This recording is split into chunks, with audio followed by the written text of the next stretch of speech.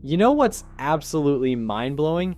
There are people making 200,000, 300,000, even $500,000 a year who are living paycheck to paycheck. Like genuinely stressed about money, can't cover an unexpected expense without juggling accounts. Have almost nothing saved, one missed paycheck away from financial crisis, and when you hear that, your first reaction is probably, how is that even possible?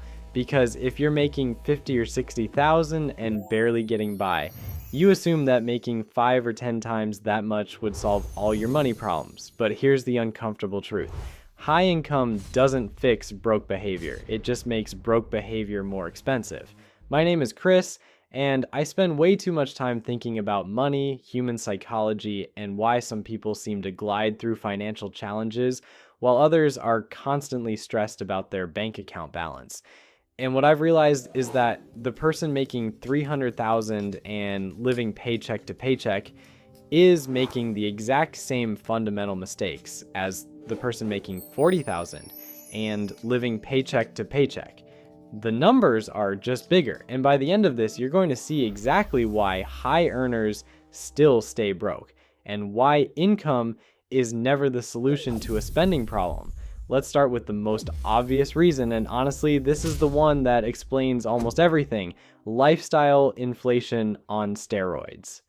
When someone goes from making 60,000 to making 200,000, they don't just improve their life a little, they completely transform it. They move from a modest apartment to a house with a massive mortgage. They go from a paid off Toyota to leasing 2 luxury cars. They start eating at expensive restaurants multiple times a week. They take elaborate vacations. They send their kids to private schools. They hire help for things they used to do themselves, and every single one of these upgrades feels justified because they can afford it now, right? They're making great money, they should be able to live well, but what they've actually done is locked themselves into a lifestyle that costs $180,000 a year to maintain. So even though they're making 200,000, they've only got 20,000 left after expenses, maybe less. They upgraded their income and then immediately upgraded their expenses to match. And now they're in the exact same financial position they were before, spending almost everything they make, stressed about money, unable to handle financial surprises. The income is higher, but the paycheck to paycheck stress is identical because they never created a gap between earning and spending. Second reason, and this one's brutal, high earners face way more financial pressure to look successful. When you're making 60,000, nobody expects you to drive a luxury car or live in an expensive neighborhood or wear designer clothes. But when you're making 300,000, suddenly there are expectations. Your peers are driving nice cars, so you feel like you need to as well. You're working with high net worth clients or executives, and you feel like you need to look the part. Your kids go to school with other kids whose families are wealthy, and you don't want your children to feel like they're missing out. So you spend money not just on things you want, but on maintaining an image that matches your income. And that image is expensive, really expensive. You're not just funding a lifestyle, you're funding the appearance of success, and the cost of looking like you make 300,000 can easily eat up all 300,000, leaving nothing for actually building wealth. Meanwhile, the person making 60,000 doesn't face those same pressures. So paradoxically, they might actually be building more wealth because they're not spending money to look successful. Third, taxes absolutely destroy high earners who aren't paying attention. When you make 60,000, you might be paying 15 or 20% effective tax rate. But when you make 300,000, you're getting crushed between federal taxes, state taxes, Social Security, Medicare. You could easily be losing 40 to 50% of your income to taxes. So that 300,000 is really more like 150 to 180,000 after tax. But most high earners don't adjust their mental model for this. They think, I make 300,000 so I can afford a lifestyle that costs 250,000, not realizing that their after-tax income is way less than that. They're budgeting based on gross income, and spending based on gross income, but living on net income. And that gap creates constant financial stress, even though the headline number sounds huge. Fourth reason, and this is one people don't talk about enough. High earners often have high expenses that they can't easily cut.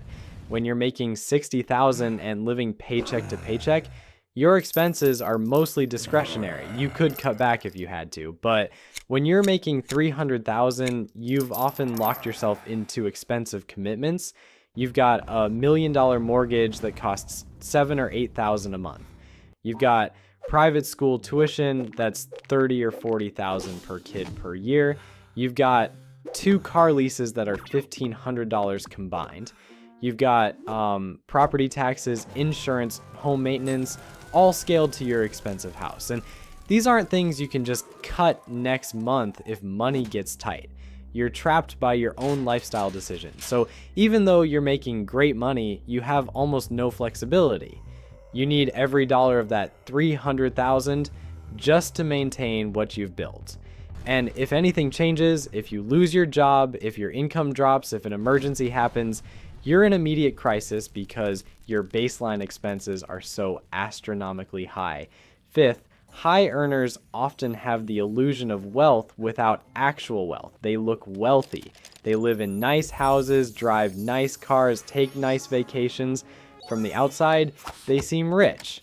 And that feeling of being rich makes them spend like they're rich, but they're not rich. They're high income, and those are completely different things. Rich means you have assets, investments, net worth that generates passive income and gives you security.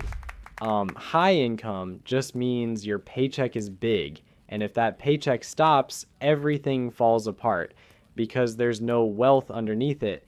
They've confused income with wealth, and that confusion leads them to spend at a level that makes building actual wealth impossible. And here's the sixth reason, the psychological one that really explains why this keeps happening. High earners assume their income will always be there. When you're making $300,000, it's hard to imagine that ever going away. You've got skills, credentials, experience, you're valuable. So you spend based on the assumption that this income is permanent, but it's not. You know, jobs get lost, industries change, health issues happen, and when you've built a lifestyle that requires $300,000 to sustain, losing that income is catastrophic. Meanwhile, the person making $60,000 and living on $50,000 is in a fundamentally more secure position because they have margin, they have flexibility. Their lifestyle doesn't depend on every dollar of their income, so they can weather disruptions. The high earner can't. Look, here's what you need to understand. Making more money does not solve financial problems. It just makes the same problems bigger and more expensive. If you're living paycheck to paycheck on $60,000 and you start making $200,000, you'll just end up living paycheck to paycheck on $200,000. Unless you fundamentally change your relationship with money. Because the problem was never the income. The problem is spending everything you make. The problem is letting lifestyle scale with income. The problem is not creating a gap between earning and spending. And until you fix that, no amount of income will ever be enough. High earners live paycheck to paycheck for the exact same reason everyone else does. They spend everything they make. The numbers are just bigger, the houses are nicer, the cars are fancier, but the financial stress is identical. And the solution isn't making more money. The solution is breaking the cycle of letting expenses rise to meet income. Because if you don't break that cycle, it doesn't matter if you make $50,000 or $500,000, you'll stay broke either way. If you're a high earner and this hit way too close to home, do me a favor and hit that subscribe button. And if you want to understand exactly how to break this cycle and actually build wealth no matter what you earn, check out The First $10,000 is Miserable, then it gets easier. I'll see you in the next one.